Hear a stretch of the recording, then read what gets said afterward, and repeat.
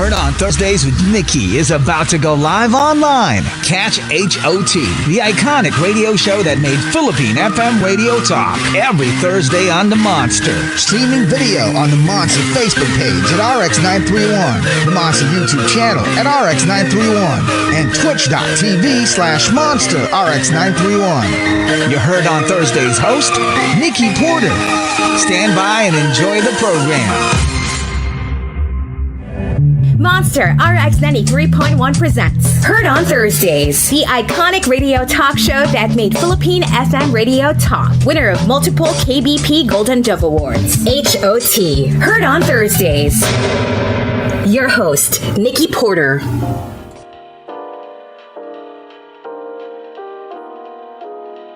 Monsters. First and foremost, happy birthday to the Monster. It's Nikki Porter back for more hot conversations here on HOT.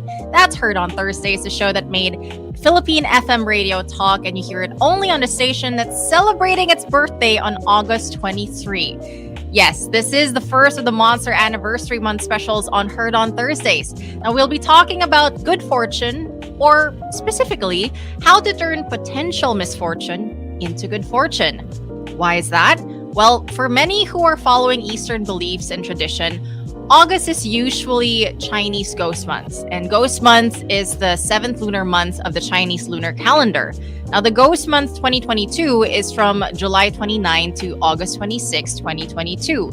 For Taoist and Buddhist traditions, it's believed that on the first day of the month, the gates of hell open up. Yeah, it sounds a little scary when it's put in that perspective. And ghosts are free to feed and enjoy themselves for 1 month. Think of it as like a furlough for these ghosts to escape hell and sort of wreak havoc on our earthly plane. Now, on the last day of the month, though, the gates of hell close up again and the spirits come back to their spiritual realm, and so they don't really harm us, I guess, in some way or other. Now, it's a scary thought, of course, to think about ghosts and to think about hell, and many people and businesses do take this time of the Chinese calendar seriously. It's supposed to be an unfortunate time to be starting a major activity or a major project. Now, if you're afraid of hungry ghosts, like, what's your favorite scary ghost movie? Like, I would like to know, because I don't watch these things. Is it The Conjuring? The Sixth Sense? Is it Ghost? I don't know if that's scary, though. Now, do you worry about Ghost Month, or do you laugh it off and just go about your business as well? Well, our guest for tonight is here to calm your fears, because he believes you can turn hungry ghosts into happy ghosts. Yeah. So these happy ghosts will actually be able to bring you good fortune in the end. But you don't have to take his advice seriously. It's a disclaimer, of course, as he himself will say, this is all for your guidance and amusement. But he will share tips on how to deal with Ghost Month, and hopefully the information will at least enlighten you on some traditions, if not actually lead you to good fortune. Heard on Thursdays, we welcome back the popular and sometimes controversial Feng Shui master. He's billed as the Philippines' most trusted name in Feng Shui. He's also a renowned tarot card interpreter, astrologer, numerologist, crystal ball, palm, and face reader, Master Hanz Cua. Hello! Hi! Hello! Happy birthday sa inyo dyan. And thank you again for having Master Hanz Cua sa Heard on Thursday. Dito lang po sa Monster. Salamat po! Yes, welcome to the show. I'm so glad I'm finally able to speak to you as well as a host of Heard on Thursdays. You're a regular after all, so welcome back. And I know you're a great friend of the station, and you're a monster through and through, and the good kind of monster, let's say. So you've guested with Rafi, with Hazel, last year with JC. Pero ngayon lang tayo nagkakilala, so let me get to know you a little bit first. So you're busy with your clients as of late, your TV appearances, you have those as well, your stream on Kumu, social media, sobrang dami. But aside from that, what have you been doing during the pandemic? Has it always been strictly still about work? I'm sure there were a lot of very anxious people, no? Anxious clients siguro that are trying to consult with you. So, ano yung mga ginagawa mo bilang libangan, like during the pandemic, but also in terms of the consultations, and then what you do outside of work? Okay, let's go with during the pandemic. Until now, no, nandito pa rin tayo sa pandemic. Pero rewind natin ng konti, 2020, 2021. During that time, Master Hanz Cua, lagi tayo nasa bahay. Lahat naman talaga ay bawal lumabas during that time. So during that time, Master Hanz Cua, I stay at home and I make sure na nag-exercise ako regularly during that time. Hindi man makalabas, sa bahay lang. Kung pwedeng mag-zumba, kung pwedeng mag-activity ng konti, I make sure na exercise regularly. Everyday ako active during that time. Pandemic, during that time also, maraming mga taong anxious. Sabi mo nga, anger, worried, hindi nila alam anong next mangyayari. First time na magkaroon ng isang lockdown. First time na magkaroon ng ganitong pandemic at COVID na wala naman nakapag-prepare. Until now, hindi pa rin tayo tapos, no? So, I'm advising everyone to have your vaccine. Dapat tapos ka na, 2 vaccine. Dapat po at least naka-1 booster ka na or at least 2 booster ka na kung meron na or na-qualified ka na, please. Also, wear our face mask all the time dahil meron pa rin pong COVID. Hindi lang po si COVID. Sumabay na ngayon si Monkey o may monkeypox na rin na sumabay ngayon na kalaban. The year of the tiger. Dahil tiger, kalaban niya po ni Monkey. Pero again, hindi naman tayo health expert, walang kinalaman. Si Tiger Year siguro sa Monkey, although alam naman natin lahat na ang tiger at ang monkey ay directly mag-clash. During the pandemic, again, Master Hanz Cua, bukod pa po sa isang Feng Shui expert ako, I also do expert sa tarot card reading, psychology, psych reading, or pagtutulong psychic reading. I'm also a registered nurse by profession. So, pasado ako ng board exam and isa akong registered nurse. Isa sa mga specialty ko during nursing years ko, psychology or psychiatric nursing. So, I'm helping most of my clients using the tarot card, using the astrology, using the psychic, using the palm reading or the crystal ball to help to guide yung mga psychological issues nila. Although pagka talaga mas malalim na psychological, baka kailangan nila si doctor na talaga para mas magabayan sila. Yan yung isa sa mga pinagkakabalahan ni Master Hanz Cua. Public service pa rin po makatulong sa mga worry, sa mga anxiety. How to inspire other people na yung worry nila, lahat tayo, even si Master Hanz Cua, during pandemic ay worried and anxious tayo lahat. True. Yeah, well, at least nag-ease na ng onte yung pandemya, no? So, halos back to normal ulit tayo. Now, the last time you guested on the Monster also, it was around this time last year, but with JC. So, ikaw yata yung panangga namin sa Ghost Month din. So, how about you personally? Hindi ka ba natatakot sa Ghost Month? Si Master Hanz Cua during Ghost Month, I do practice. I'm a practicing Buddhist. I'm also Catholic. Pero during Ghost Month, hindi dapat katakutan to Ghost Month na to. Ito po'y paalaala, reminder sa lahat sa atin na don't forget, huwag natin kalimutan yung mga past loved ones natin, mga namatay natin ka-family members. Please, alay them prayers, alayan din natin sila ng mga pagkain, ng mga drinks, para hindi sila maging hungry ghosts. So yan po isa sa mga essence po ng Hungry Ghost Month. Ako personally natatakot sa Ghost Month. Nag-double ingat ako during Ghost Month. May mga suot ako mga protection amulets. May mga rituals akong ginagawa to make the Hungry Ghost a happy ghost para sa kanila and para din po kasi we believe na if we make the Hungry Ghost happy, they might bring in some prosperity, good health, happy family, success sa ating mga nabubuhay o sa ating buhay. Okay. So from a hungry ghost, you can turn it into a happy ghost. But we'll talk about that later on. Because right now, I want to get this out of the way para matapos lang yung sa simula pa lang. And so our listeners know what they're getting because I referenced you as sometimes controversial sa intro. Kasi no offense and according to Rafi as well, parang pag successful ka at maraming exposure, marami kang fans but also marami ka ring bashers. So anong masasabi mo sa bashers mo? Again, yung bashers natin, nagsimula yung mas maraming bashers natin yung the year 2020, the year of the metal rat.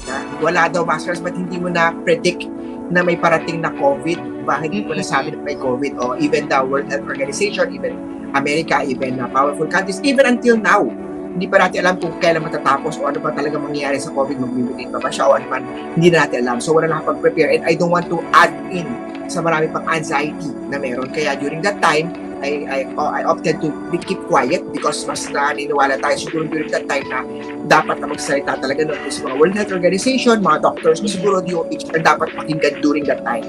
So, wala naman talaga nakapag-predict during that time. So again, bilang isa sa mga sikat o pinaka-pinagkakatiwalaan o one of the most famous, kasi paano ba di ba magiging famous, no? Nagkalat naman ng billboards si Master Hanz Cua sa EDSA. So, ang dami, no? Sa Feng Shui, hands-on ako. Sa Love Life, hands-on ako. Ang daming billboards si Master Hanz Cua. Everyday until now, ay nasa TV pa rin po. May horoscope pa rin po ako everyday sa television.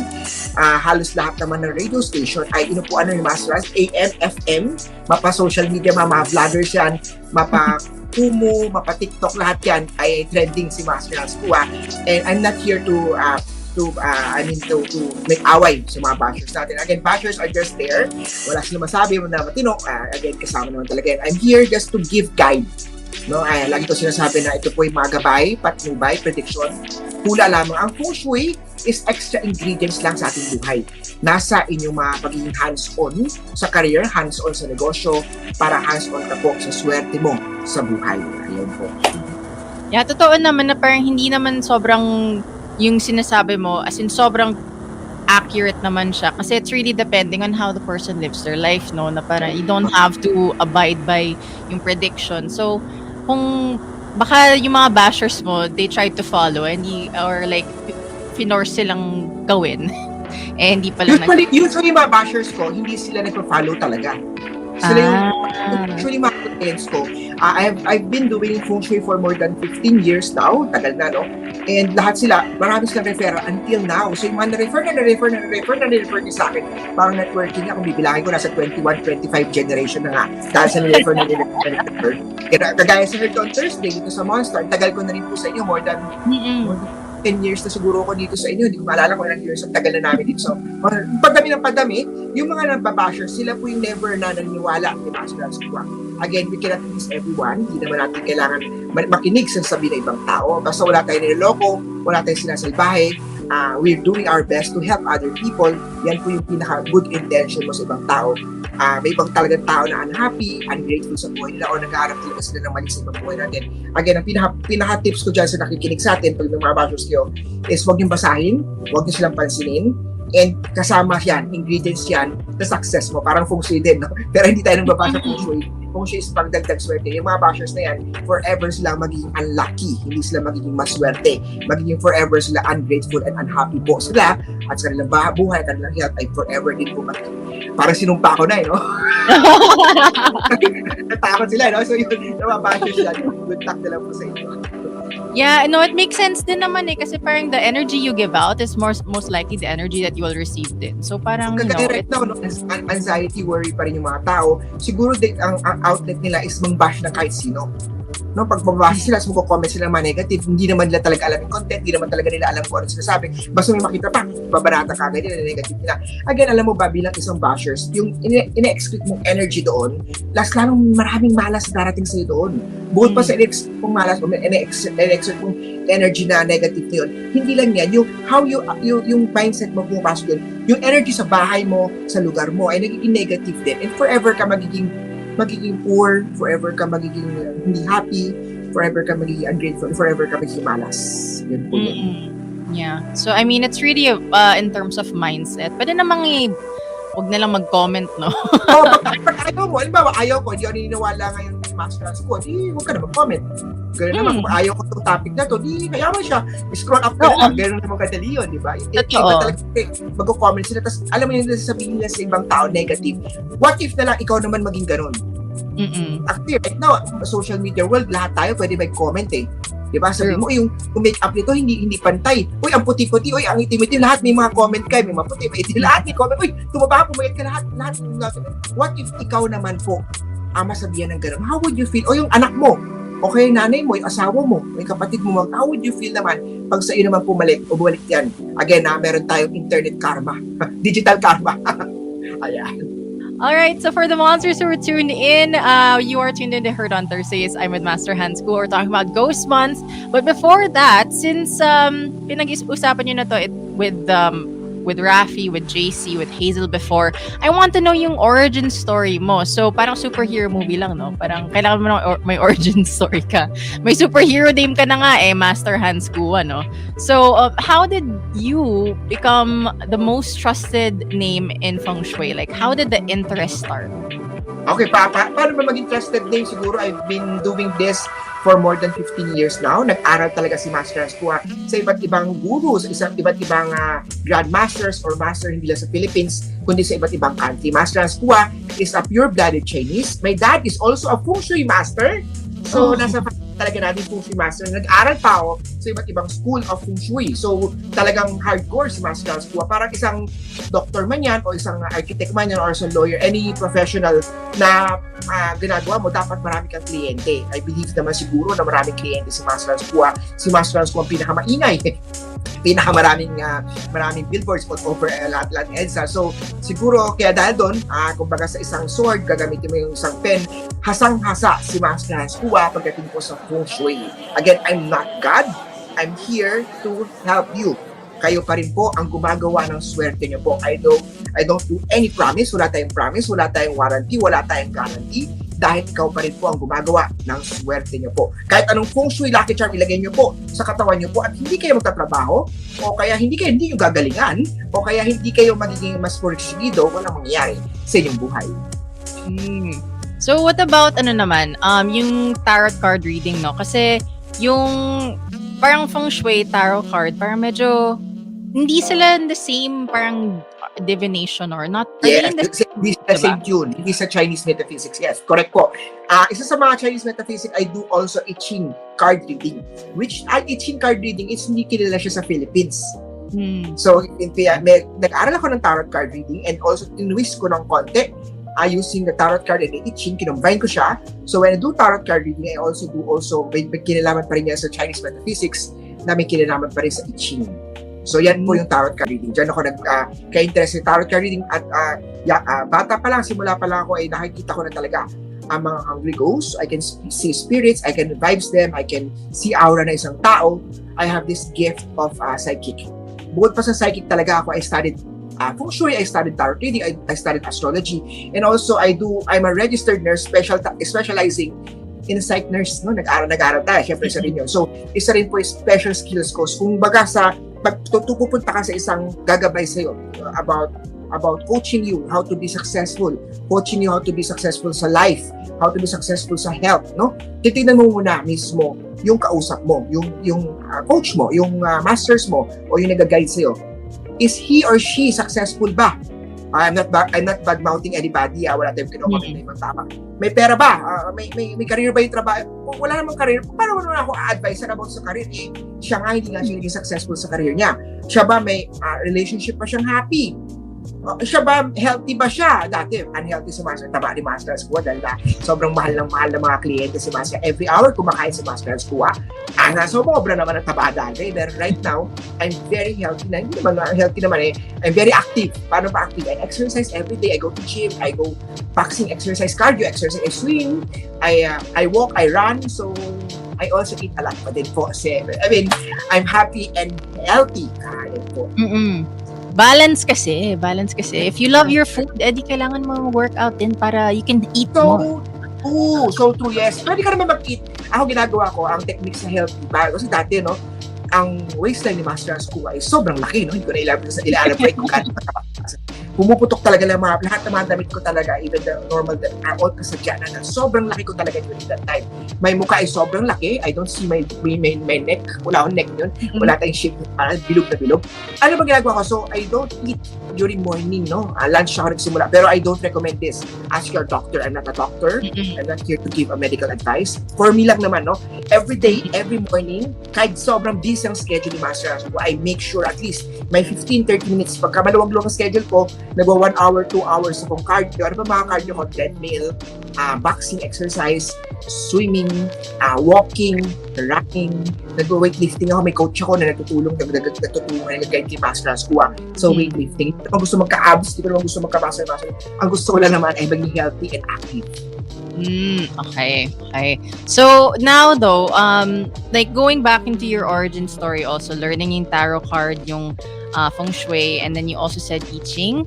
That was, yeah. So, do you remember though kung sino yung unang binigyan mo ng reading and Feng Shui analysis? At saka tumama ka. Like, how did you feel when that first happened? Oh, ang dami na. I've been doing this mismo 15 years na. Paano ba nangyari? Example ko lang, meron ako isang naging client before na until now, client ko pa rin siya, no, na we started as small clinic doctor siya. Started as small clinic. May cashier pa siya, isa siyang doctor, tapos parang 3 doctor siya. Pagpunta ko sa opisina niya, napakalit, napakasikip, tapos ang daming files, may nag-Feng Shui pa kami noon, so pina-adjust ko yung mesa niya, may mga pinalagay ko sa kanyang table, tapos pina-check ko yung colors ng upuan niya, colors ng damit niya, I do some cleansing sa kanyang office. Luckily, no, from that small na office na ito, nagkaroon siya ng sariling clinic. Sariling na siya, wala siya kasama, so siya naman isa. From the small clinic, nagkaroon siya ng isang clinic na isang floor. No? From small clinic talaga to, no? So si client ko rin, hindi siya talaga started, hindi malaki, no? Right now, si client ko, until now, we can assess, we can visit his or her hospital. So may hospital na siya. Kinikilabutan ako habang kinakwento ko. Dahil one of my success story po yan. Bukod pa yan sa success story ko, ang dami ko pa po natulungan na dati nga nagugupit lang ng buhok. Barbero, no? May sarili ng barbershop, 2, 3 na. Ewan ko na pandemic kung nag-lessen yung kanyang business na yun. Ang dami rin ako natulungan na dating mag-asawa na hindi fertile, hindi baka-fertile, no? May in-adjust tayo sa kanyang kwarto. Siyempre, sa tulong pa rin ng kanyang OB-GYN ng doctors po nila. Tagal na nag-OB doctors, pero even the doctor, hindi lang pala siya. May client akong mag-asawa, may client din pala akong doctor. No? Si doctor mismo, hindi rin siya, fertility OB doctor siya, hindi siya mabuntis. Finungsoy ko yung kwarto niya. Aba, si fertility doctor. Ay, basta na may kakaiba tayo sa ginagawa mo.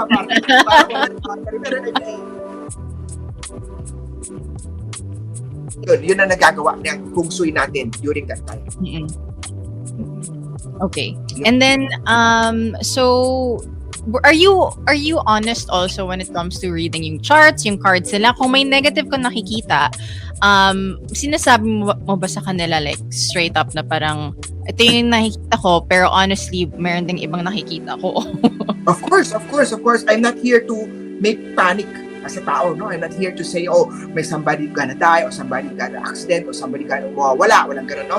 But I will give you advice on how to enhance that luck o misfortune na yan, how to possibly turn that misfortune into positivity. It's like example lang ng nagpapayong tayo ulan. We always watch news because of the weather forecast. So hindi naman ibig sabihin na uulan sabi ng weather forecast, bukas umulan. Pag hindi umulan, papupukin mo yung nag-weather forecast. Wala namang gano'n, wala namang gano'n. Kaya siyempre, this is a forecast. So yun din ang ginagawa ni Master Hanz Cua. I'm predicting, I'm forecasting pag lumabas ka, na possible na ganito mangyari. So anong dapat natin gawin? O huwag ka lalabas sa ganitong oras, anong pwedeng kulay suotin mo, anong business pwede mong gawin, anong careers pwede mong pasukin. Those are some of the stories na pwede natin gawin sa kanilang mga buhay. Okay. And now, so let's talk about now ghost months, no? Since this is the main reason why we're having you in the show, so that you can provide your insight also and your advice for how to deal with this particular month. So when you say ghost month, do you really mean ghosts as in multo? Like, bakit sila lumalabas pag this time of year? Bakit may ganitong kind of like a legend or like mythology sa Chinese? Nasa mo na kanila before the introduction na kompleto mo na yung information about ghost month. Ghost month is hindi dapat katakutan. It's a paalala sa atin na bubuhay na huwag natin kalimutan ang mga past loved ones natin. This is a Chinese, Buddhist at Taoist belief kung saan daw po binubuksan ang Hell's Gate, ang pintuan ng impyerno, kung saan po mga hungry ghosts lumalabas, pumupunta si realms natin at naghahanap po ng mga prayers, ng mga dasal, ng mga pagkain, ng mga alay, ng mga tubig, o posibleng magdala sila ng mga misfortune o problem that may bring in also para yung taong yung maging mamatay maaga o maging hungry ghost also. So, hindi dapat kalimutan to. So, extra ingat lang tayo. Pinaka-importante pa rin po, prayers at huwag natin kalimutan ang mga past loved ones. So, paano sila nagdadala ng malas? Like, how did this happen? Paano sila nagdadala ng malas? Nag-consult sila. Kagaya nag-interview tayo, sisirain nila yung microphone para hindi tayo ma-interview. Hindi ba tuloy? tatanggalin nila yung switch ng wifi mo, o kaya sisirain nila yung wifi para hindi na matuloy. O kaya yung may nakikinig man yan ay nasisira yung kanyang frequency o signal, kaya di nila napapakinggan tayo. So those are things. May dalawang tao naman, mag-asawa naman, pwede na susunod yung mag-asawa, si Mr. at si Mrs. Na, awahin mo si Mr., awahin mo si Mrs. O kaya may business deal kayo, guguluhin nila yung business deal nyo para magkaroon ng cost problem, issues, dahil sila po yung hungry ghosts. Okay. And so, but every when yung ghost month, I know it's not a fixed date, no? So, every when usually siya? Usually ko, ito po yung 7th lunar calendar. Lunar calendar, depende yun. Every year, may mga, pwede siya mag-start ng July 3rd week, 4th week of July, pwede 1st week of August, 2nd week of August. Depende yan, kasi lunar calendar yan. Ikapitong buwan yun, so ikapitong buwan is July. Pero sa normal calendar natin, usually, this falls in August month. Kaya tinatawag natin August month.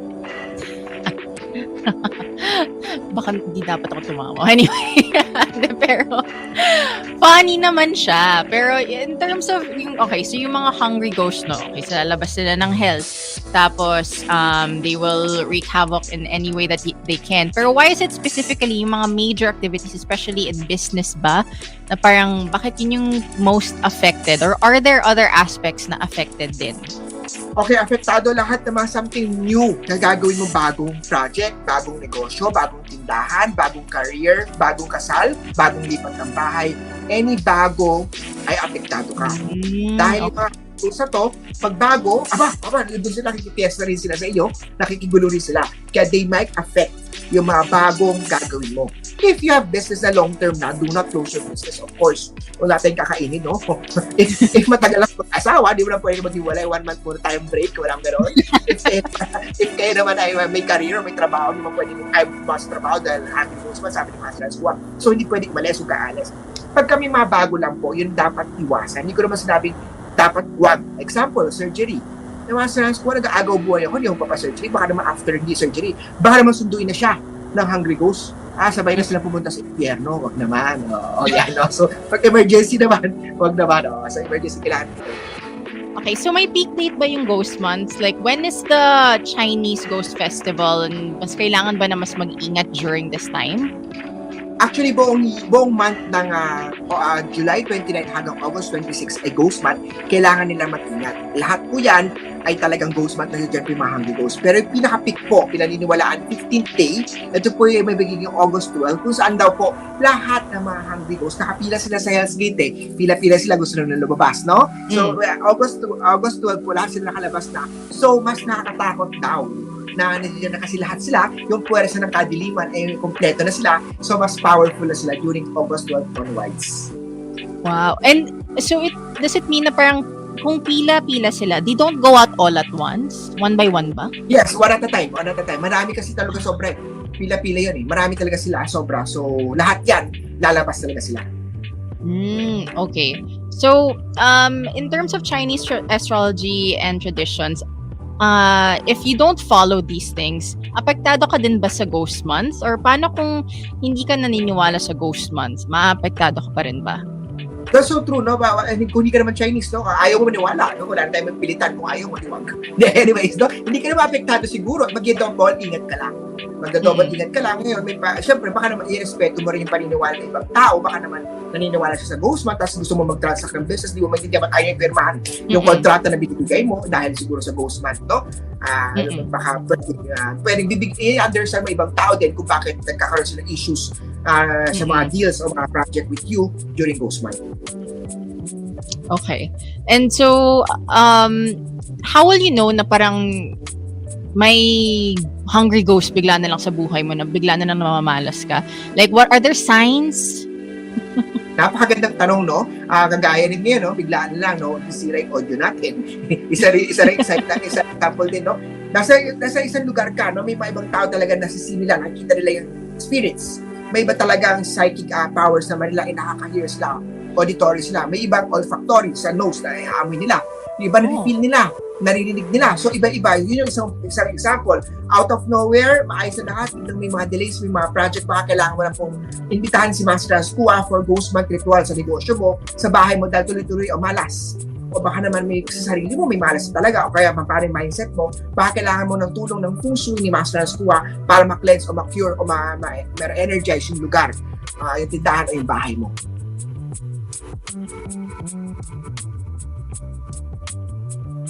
Okay, so in terms of so business, yes, I understand naman yung parang bigla na may mga delays.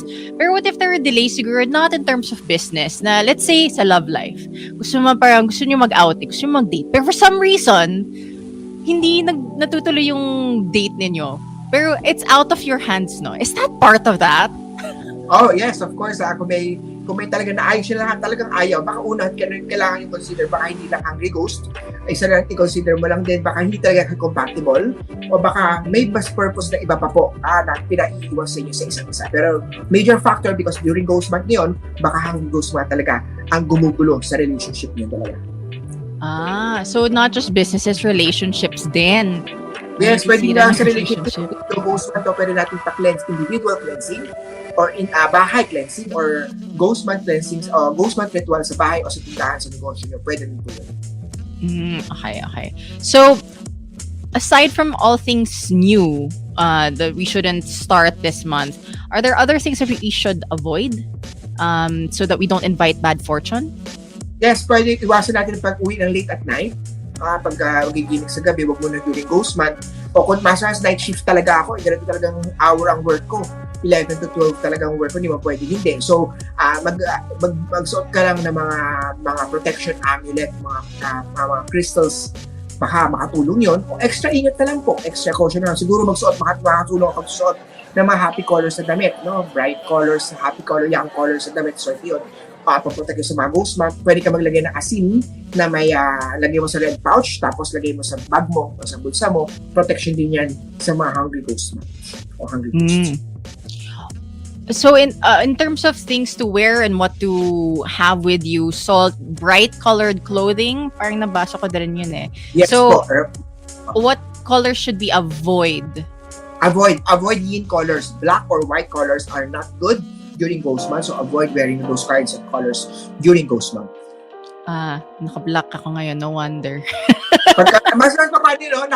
Kaya tayo ginugulo ng ghost month, nang-hungry ghost. Kung black ang uniform ng trabaho namin, di ba pwede mag-red ako eh, yun ang uniform namin. Baka pwede underwear mo, bright colors or happy colors. Pwedeng bulsa, pocket mo yung panyo mo, yung medyas mo, yung bag mo, kaya yung wallet mo na lang. Kaya, kung gusto bili ka ng protection amulet para sa hungry ghost protection. Amulets pwedeng gamitin. Okay. Mapadala lang kita. Nanagaluhan kita ng protection. Aba! Oo, naka-black ako ngayon eh. Nararamdaman ko na may mga hungry ghost dito. Tayo mo ay matuloy na. Diba? Hindi naman yun personal. Yung kwento na yun. Well, okay. So, paano kung nakalipat ka ng bahay, nakastart ka ng business during ghost month, kailangan mo mag-travel, yung tipong ginawa mo na, but suddenly you were told mala siya. What can you do? Is there a way out of it? Like the amulets you said, pwedeng gamitin siya. Pero let's say, yung mga bagong business, anong gagawin? Kung nag-start na nga siya, you can't stop it now. So, what are the ways to kind of still invite good fortune?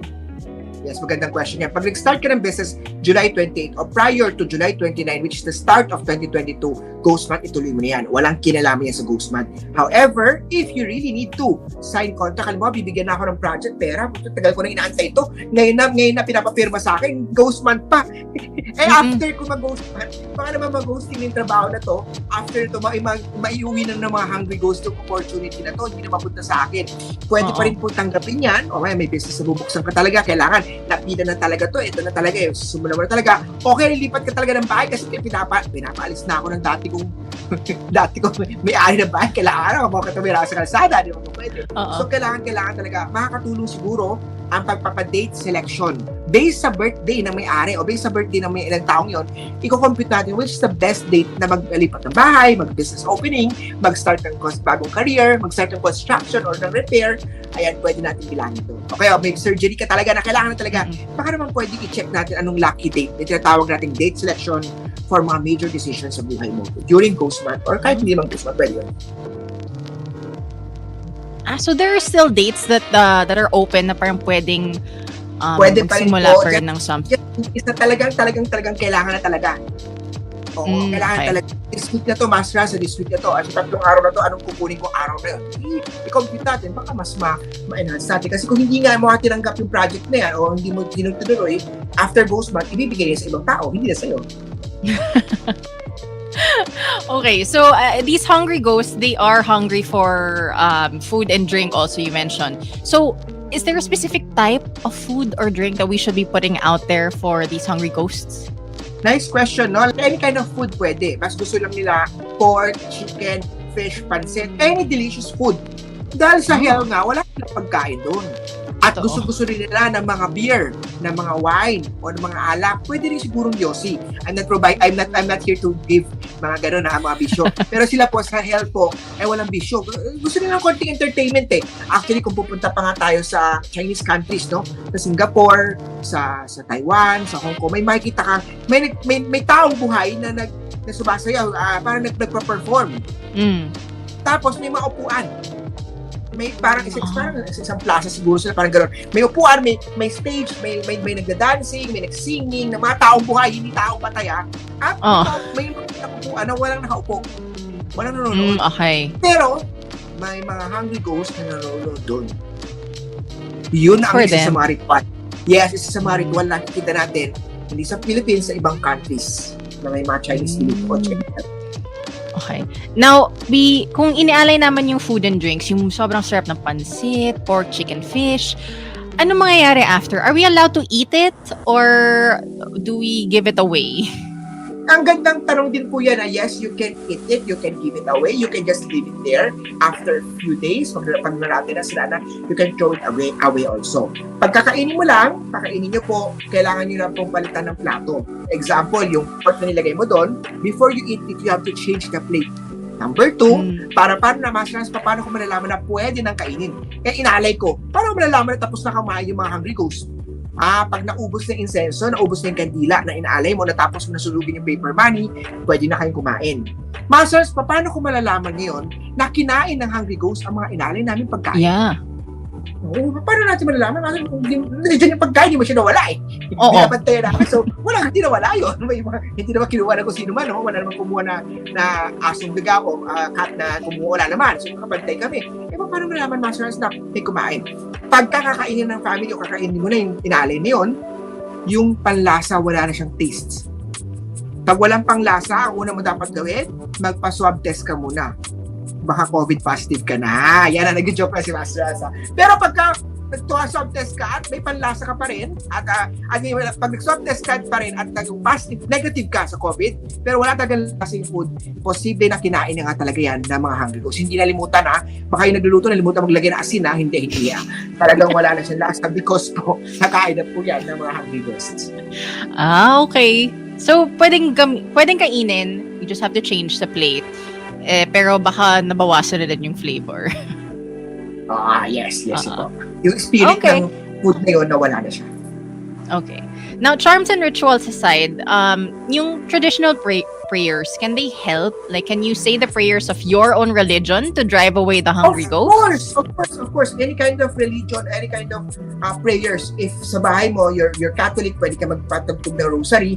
Kung Christian ka, pwede ka magpatugtog ng Christian song. Kung Buddhist ka, you can patugtog Buddhist song. If Taoism ka, you can patugtog Taoism songs o mga mantras. Any religion, pwede po. Pwede po yan. Ang purpose talaga is pagpatugtog ka ng mantra ng prayers. Pwede po yan. Okay. Okay, so pwede naman pala. So, I mean, at least may collaboration with other religions, no, na pwedeng gamitin kapag Hungry Ghost Month siya.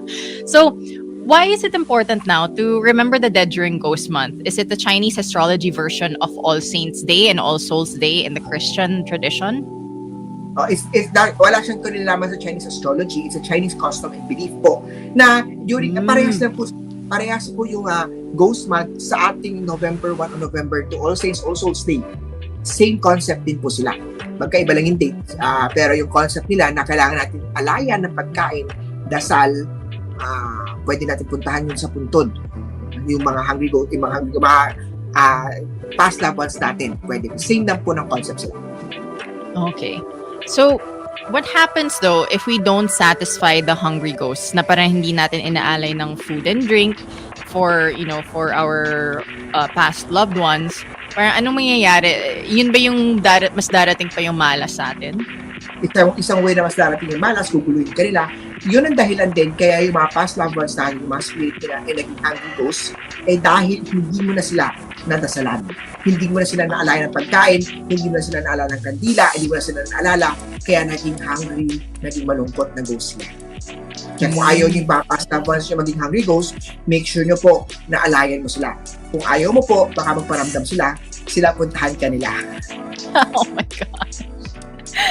Now, I read somewhere also na parang may mga dapat iwasan kang parang ilabas in your room. Parang don't like hang clothes that takes the shape of like a human form. Parang don't like avoid dark places during ghost month. So what's the reason behind that? Siyempre, pagka meron kang damit na sinabit mo, na parang may tao. Yung mga hungry ghosts, wala silang damit eh. Iba sa kanila, ubos na yung luma na damit nila. So, tinila yung damit na yun, at posibleng kapitan yung damit na yun ng hungry ghost, sinuot mo ngayon, ay di nakakapit sa'yo yung hungry ghost, yung spirit niya. O, di may malasin yung taong yun. So, naging horror story. Horror story talaga siya yung ghost. Katakot naman. Okay, for monsters tuned in, don't do that. Fold your clothes, put it in the closet. Don't hang it. Katakot naman. Okay, so happy ghosts on the other hand. So once we've fed these hungry ghosts, naging happy ghosts sila. How do they bring us good fortune naman? Yes, pagka naging happy ghost na yun, they might whisper some good things sa'yo. Oh, ganito. Nakausap mong yan, hindi totoo. Parang hindi sa ipahamak ka nila, bibigyan kayo ng magandang project, magandang opportunity. Yung boss na tinakausap mo, pupuntahan niya siguro yung boss mo, tanggapin mo na yan. Okay yung staff na yan, mabait yan. Pasukin mo na yung project na yan, go na yan. Tuloy mo na yan. Yan, mga ganon. Or yung opportunity na inaantay mo, mag-meet kayo, papamit niya para mag-grab yung opportunity na ito. If the hungry ghosts become happy ghosts, they might also bring a blessing opportunity sa buhay.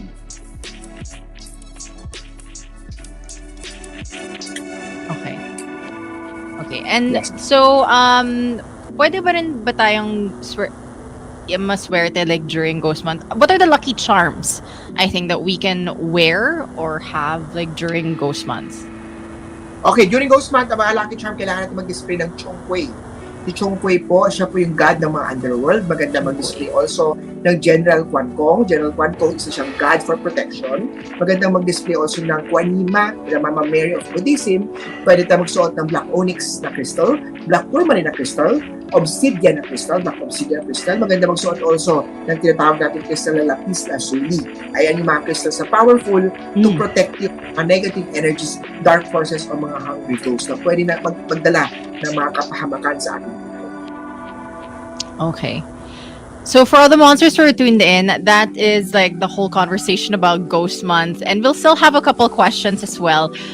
It's just that in case you're wondering maybe kung bakit may malas ka, extra malas this month or the past few weeks, baka may hungry ghost na. Yes po, make sure lang natin na may alay tayo dyan sa booth nyo, sa office nyo po, para sa mga hungry ghosts, no? Pwede tayo mag-create ng some celebration after ng alay na yon. Prayers pa rin importante para sa mga hungry ghosts. Ang pagtulong pa rin po sa ibang tao. Alam ko naman, ang Heard on Thursday natin, ang Monster talaga ay lagi tumutulong sa ibang tao. So tuloy nyo lang po yan. Make sure din natin ang studio, ang area ng work nyo po ay laging maliwanag. Bukas ang ilaw para itong mga hungry ghosts ay hindi maging hungry monsters, maging happy monsters sila. Fair point. Totoo. Now, in terms of the year of the water tiger, so this is that year. What else can we expect during this period from now until the end of the year? Okay, ang daming mga biglaang nangyayari kay Tiger, no? Yung Tiger na kalaban niya, nagwala si Monkey, lumabas ang Monkey Pops, no? So again, based astrology, I'm not a doctor and I'm not here to give anxiety or worry pa dagdag. So mag-antay tayo, makinig tayo sa legit na balita. Hindi sinabing hindi ko legit, kasi sabi na natin dahil sa health yan, pakinggan natin ng mga experts sa kalusugan, mga doctors po. Sila po makakapagano dyan. Pero sa the rest of the year pa rin natin, sa Year of the Water Tiger na kita sa 2022 natin, marami pa rin po mga pagsubok na kakaharapin tayo. Marami pa rin pong calamities, no? May few days ago may malakas na lindol. So sana naman wag na po dumating ulit yun, pero nasa chart pa rin yun, nasa bituin, nasa stars pa rin po. We will have a lot of malakas na bagyo pa rin that will come. So sa bagyo naman siguro makakatulong dyan ang pagiging prepared at pagiging maingat kapag may bagyo. So wag muna kayo pumunta sa mga places na mga unsafe o malapit sa dagat o mga lugar na kung saan pababahain. So be ready, be prepared for that. Meron din po tayo parating din po ng mga fire-related accident or worries pa rin po na malakas na sunog pa rin po ay para maiwasan pa rin po yun, ay paging alisto pa rin po. Ang pinaka-bottom line talaga dito para makaiwas tayo sa misfortune na dala pa na mga pagsubok na darating pa sa water tiger is let's be prepared, let's pray, and always let's be active sa pag-share ng mga tamang information. No, mag-ingat pa rin tayo, may COVID pa rin tayo, tumataas pa rin mga cases. Master Hanz Cua, kasama niyo po ako, nagpe-pray po na sana wag na po dumami lalo ang cases natin. Have your vaccine shot, have your booster shot, always wear your face mask, no? Always wear your face mask, wear it properly. So, tingnan, nakatakip yung ilong nyo, nakatakip yung mouth nyo po. Palakasin nyo po immune system nyo po, matulog na maaga, mag-exercise, kumain ng maraming gulay, na mga healthy foods, mag-take ng maraming water, kung kailangan, baka mag-vitamins, magpunta sa doctor nyo agad. Pag may mga kalusugan problem, agapan niya, huwag na panalain. So, these are some of the tips ni Master Hanz Cua para sa pagtapos ng ating 2022 Year of the Water Tiger. Okay. What about in terms of like good things naman happening? Halos lahat kasi may bagyo tayo, may lindol tayo. What are may good news ba tayo, Master Hanz Cua, from the end, from now to the end? Yes, maraming good news. No? Last 2 years ago, nag-pandemic, nagsarado lahat, nagtago ang daga, yung ox naman, hirap tayo. Itong tiger naman, the good thing naman ni tiger is lalabas naman siya for the hunting mode. Ibig sabihin, marami pa rin pong opportunities na lalabas pa rin sa atin. May mga pandemic crisis pa rin sa money, sa finance, nagtaas lahat ang bilihin. And just dagdagan nyo lang po ang sipag, tiyaga, dahil mas effort tayo ngayon dahil magiging maganda naman ng output. Like the tiger, nag-hunt siya for their food. Umuwi naman siya kadalasan na may pagkain sa kanya at sa kanyang family. So, ibig sabihin po niyan, kailangan lang natin dagdagan pa sipag tiyaga natin dahil marami pa rin pong good things na mangyayari sa atin, especially when it comes to pera, individually, sa negosyo nyo po, individual, or sa career nyo po, individually. Baka makatulong ang pagpapa-Feng Shui ng tindahan ng negosyo nyo po para ma-enhance natin. Maglagay kayo mga lucky charms sa tindahan sa negosyo nyo po. Baka ma-enhance nyo po. Dagdagan syempre ang sipag tiyaga, determinasyon, prayers at maging mabuti sa lahat. Yan pa rin po yung mga susi natin para tayo maging successful sa 2022 Year of the Water Tiger. Okay. And finally, gusto ko magpa-reading. Gusto ko pa, bukod pa sa Hungry Ghost. Bukod pa sa Hungry Ghost na nang Huwag mo na lang sabihin kung meron kung may nakikita ka.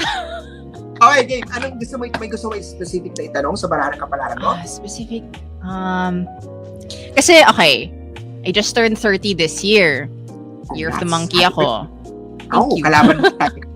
Kalaban mo tayo. Oh my gosh, what does that mean?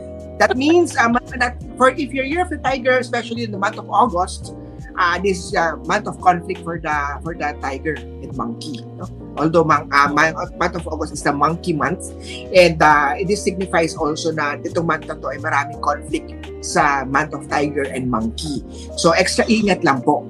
Extra ingat lang po. Just got a chance, daan ka sa store ko, I'll give you as a gift yung protection. Let me know kailan mahal sa store ko. Kung ano ba, may question ka ba sa baraha? In terms, what will my... That's me. Wait lang, ilang cards ba ibababa mo? Isa lang. Okay, so pwedeng 2 questions. Sure. Isang question each. First, sige, question. What is the outlook of my career as a radio and events host? Okay, let's see your career. Radio. Right now, sabi ng barado, you're venturing into bago. Hindi ko alam kung bago to. Right now, sabi ng barado, you have to put extra effort. This is the Tower card. The Tower card, sabi ng barado, huwag agad susuko, huwag agad mawala ng pag-asa, habaan ng pasensya, at be nice sa lahat ng tao, sabi ng barado. This is not so good card, sabi ng barado. So you need to put extra effort sa gagawin mo sa bago o sa career na meron mong right now. Okay, next question. Okay, second question. How does my... Sige na nga. My career na nga. Sige, love life na lang. What does my love life look like? will let's look see like. the love life, sabi ng barahan dito Also, right now, randomly nakukuha ko yung barahan, no? Randomly sabi ng barahan dito, marami pa rin struggle sa love life mo right now, no? Kung makita mo this, the ones, the 8 of wands, signify here naman struggle sa sarili mo, sa mga nakikilala mo, o sa mga ex mo, sa nakikilala mo bago, marami ka pa rin pong mga mismatch na nakikita, o marami pa rin issues on the past, o issues on the current na hindi nyo po, o kailangan nyo pong pag-usapan, ayusin. Yun po yung gabay ng patnubay pagdating sa love life po naman. So, I need to see you for me to give you some gift para sa cure, sa enhancers. Sa career. Sige, I'll message you. Sabihin ko sa'yo kung kailan ako pwede mag-drop by. Malapit na naman tayo. Ayun, okay. Well, for all the monsters who have tuned in, it's been so much fun catching up with Master Hanz Cua and learn so much also about Ghost Month. So, any final messages, Master, for how to make the Ghost Month a lucky one for everyone? Okay, final message. Ghost Month is hindi dapat katakutan. Ito po ay alala sa atin ng mga nabubuhay na huwag natin kalimutan ang mga past loved ones natin. Alayan po natin sila ng pagkain, ng prayers, ng food, ng inumin. Importante pa rin maging mabuti tayo sa lahat ng tao para mga hungry ghosts ay maging happy ghosts para makaiwas tayo sa mga negativity na dala po ng mga hungry ghosts.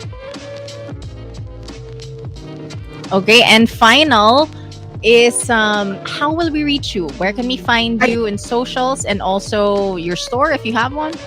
Yes po, thank you very much on Heard on Thursday every year. Hindi lang once a year, hindi lang twice a year. Madalas talaga tayo sa Heard on Thursday. Sa Monster, thank you also sa mga bosses, sa mga nakikinig sa atin, thank you. You can visit me sa aking tindahan sa Cityland Shaw Tower, Shaw Boulevard, Mandaluyong City. May store sa Cityland Shaw Tower. Lucky Charm store ko po yan. Cityland Shaw Tower, bukas po yan. Monday to Saturday, 11 ng umaga hanggang 5 p.m. po. Cityland Shaw Tower, katabi ng EDSA Shangri-La Mall. Tapat po yan ng St. Francis Shaw, EDSA Mandaluyong City, Cityland Shaw Tower. Ang aking Facebook, I want to grab this opportunity to warn the public. Maraming gumagamit. Pagsikat ka talaga, no?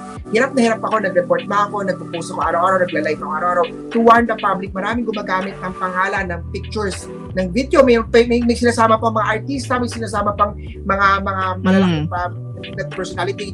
Nagbebenta sila ng mga amulet. Ako daw po nagbebenta. Hindi po yan sa akin. Money amulet, Shiva amulet, mga necklace, mga kwintas, mga singsing. Hindi po yan sa akin. Hindi yan sa akin. Hindi siya totoong gold. It's not mine. They're using my face, by using my name to sell fake amulet, mga charms. Ingat kayo. Make sure nyo po na legit na Facebook account ang dinidil nyo with Master Hanz Cua. Hanapin nyo po sa Facebook, Master Hanz Cua. Sa Instagram, follow nyo ako. I will follow you back sa Instagram. Sa Twitter, very active po. Sa TikTok, active si Master Hanz Cua. Sa YouTube at sa Kumu, Master Hanz Cua. I have a website na nagpa-plug dito. Ang website ko po is masterhanzcua.com. Ang aking cellphone number ay 0922-829-0382. 0922-829-0382. Nakapost naman po ang address ko po, ang contact number ko po sa aking website, masterhanzcua.com. Thank you very much po.